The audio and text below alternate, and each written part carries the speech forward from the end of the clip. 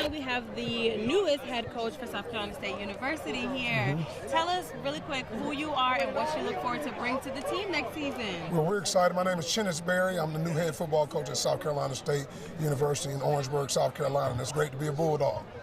Yeah, so you have some big shoes to follow, or some big shoes to fill, as most would say. What are you most excited about bringing into the new season? Well, you know, anytime you replace a legend, Buddy Pugh, and not only Buddy Pugh, but Willie Jeffries and Bill Davis, those guys set a great foundation at South Carolina State. And it's my job just come in and write my own story, you know, at the end of the day. Right now I'm getting our young men, our coaches to buy into what we're doing, and that's discipline more than anything. If we can win the discipline battle and just focus on going 1-0 every day, by the time we get to the fall, when it's time to play games, we'll be ready to rock and roll. But again, the guys are completely bought into what we're doing and how we're doing it. And right now we're just trying to build our foundation and build our brand. I love that. So coming in, you guys, you have players that are here for the Legacy Bowl. You have coaches that are on the coaching staff here. Talk to us a little bit about what that means for your university and your football program. Well, I mean, anytime you get on the national stage, NFL Network, you get a chance to showcase your talents, and not only for the players, but also for our coaches as well. So it definitely puts South Carolina State in terms of what people can see them. It's already a brand. South Carolina State been a brand for years, but to get a chance to get out here on the national audience in front of this type of crowd, it's always a win-win for my coaching staff as well.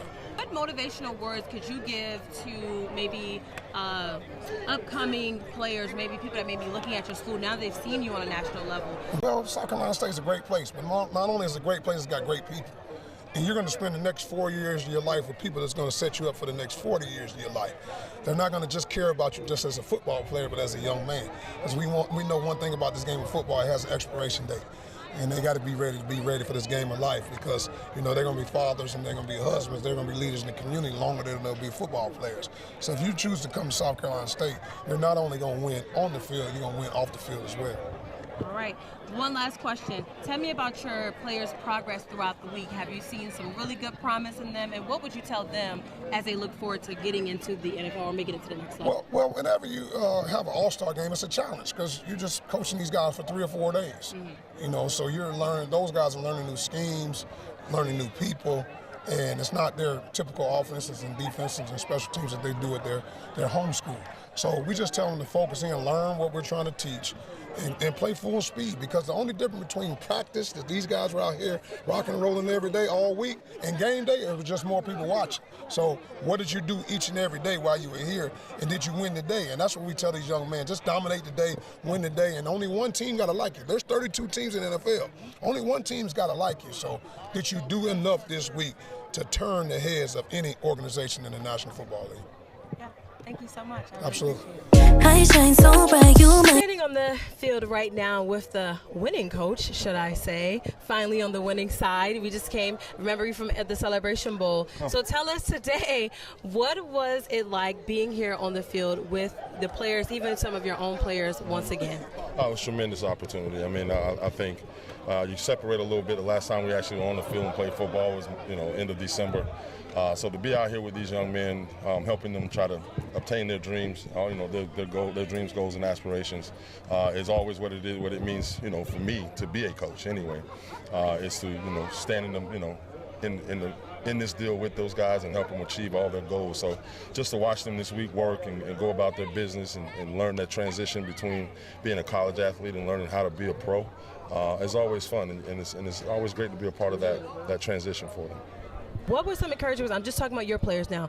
What were some encouraging words that you told your players coming into this week? Be who you are. You're good enough. You've been trained well. You've been built well. You're smart. You're tough. You're more disciplined, and you know how to do this thing together in a team environment. So you don't have to go be anything other than who you are, but be that. Stand on that, and go be the best version of yourself that you can be. I love that. So tell me, what does this do for your program going back to Howard and then leading into next season? I think that our program is starting to see the level of success that we talked about having. Are we there yet? No. We're still a work in progress, absolutely. But when you talk about encouraging young people to keep fighting and keep going through the process and to keep believing. Sometimes they need to see some of the fruits of that labor.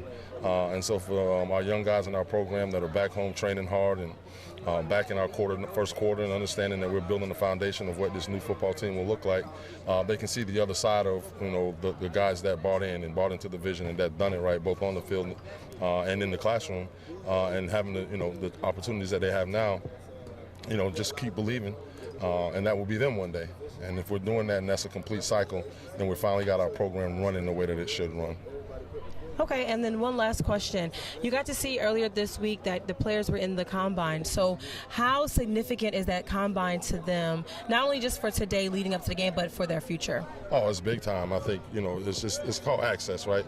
Anytime you can give young men the opportunity and the platform to showcase their skill set is amazing. And that's something that hadn't always been the case for players from HBCU. So this, I think, is the third year of it. And to be able to put that collective body of talent together on display for the all 32 NFL scouts in one place at the same time is going to pay tremendous dividends for us in the future. So I pray that and hope that that's something that we continue to build and that the NFL takes notice that these young men can play. They're bright, they're smart, they're tough, they're accountable, they got grit, they got all those different things that I think that checks the boxes on their checklist as to who they want to draft. So hopefully they can see the value in that and start to take some of these young men. Congratulations and have a great rest of your evening. Thank you. You do the same.